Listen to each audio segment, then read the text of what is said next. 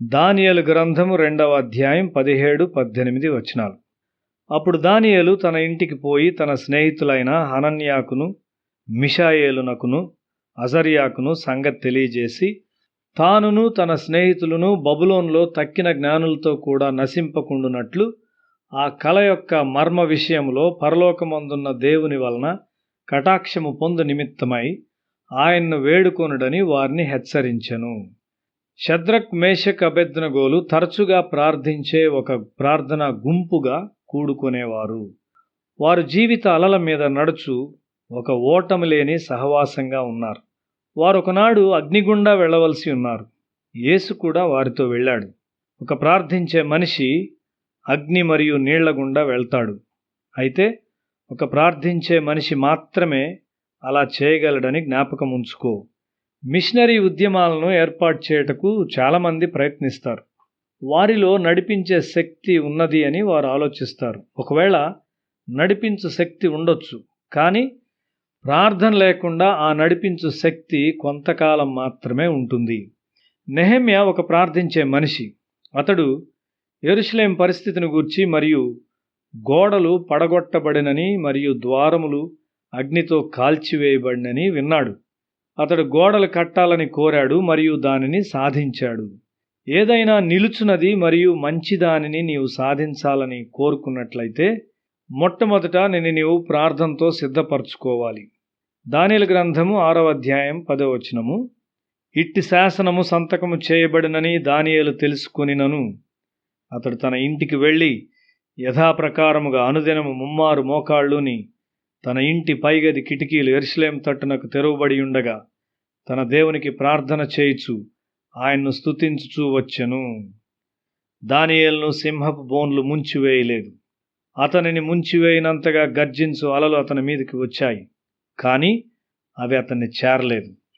అన్ని వ్యతిరేక తలంపులను తొలగిస్తూ దేవునిలో తన నమ్మకాన్ని బలపరుస్తూ దేవుడు బహుశా తన మెల్లని సన్నని స్వరముతో అతనితో మాట్లాడుచూ ఉన్నాడు. 86వ కీర్తన 11వ వచనము. యెహోవా, నేను నీ సత్యమును అనుసరించి నడుచుకున్నట్లు నీ మార్గమును నాకు బోధింపుము. ముఖ్యంగా మనము ఒక క్రొత్త మరియు భయానకమైన అనుభవములను ఎదుర్కొనేటప్పుడు మన హృదయాలు వేర్వేరు దిశల వైపు మనల్ని లాగుతాయి. కొన్నిసార్లు ఆమోదయోగ్యమైన తలంపులు, మరికొన్నిసార్లు వ్యతిరేక తలంపులు, నిరీక్షణ గల తలంపులు మరియు కొన్నిసార్లు సందేహించు తలంపులు మన మీదకు వస్తాయి. మన ఆమోదయోగ్యమైన తలంపులను దేవుడు ఐక్యపరచి ఒక బలమైన నిశ్చయంలోనికి నడిపించును. జీవితం యొక్క సమస్యల సముద్రం మీద ఒక ప్రార్థించే మనిషి మాత్రమే యేసుతో నడవగలడు.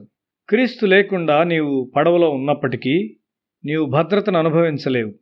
ఎవరూ తొలగించలేని భయముతో నీవు నిండి ఉంటావు. పడవ వెలుపల నీళ్ల మీద యేసుతో నీవు భద్రంగా ఉంటావు.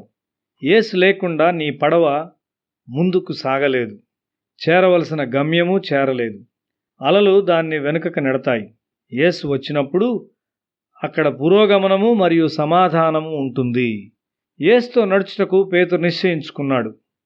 ఒక చీకటి మరియు కష్టమైన రాత్రివేళ యేసు పట్ల తన నిశ్చయతను ప్రకటించాడు. అయితే యేసు హెచ్చరించినను అతడు ప్రార్థించలేదు. ఆ రాత్రియే అతడు యేసును ఎరుగనని ముమ్మారు బొంకినాడు. జవాబు పొందినంత వరకు నీవు ప్రార్థించడం నేర్చుకొనకపోతే నీ ప్రార్థన విలువైనదిగా ఉండదు. నీ కోరికను అనుసరించి యేసును వెంబడించగలనని ఉద్దేశించవద్దు. ఆయన వాక్యము లేకుండా గమ్యం వైపు అడుగు వేయవద్దు. యేసు ప్రార్థించుటకు బయటకు వెళ్ళాడు. ప్రార్థనకు వెళ్లకుండా సమయమును పొదుపు చేయుచున్నానని తలంచవద్దు. సమయము మరియు ప్రయాస వ్యర్థమని తలంచవద్దు. ప్రార్థనలో ఆత్మీయ మరియు భౌతిక ఉత్సాహం ఉన్నది. నిజమైన ప్రార్థన మరియు ఒక ఆరోగ్యవంతమైన శరీరం మధ్య ఒక మర్మమైన సంబంధము దాగి ఉన్నది.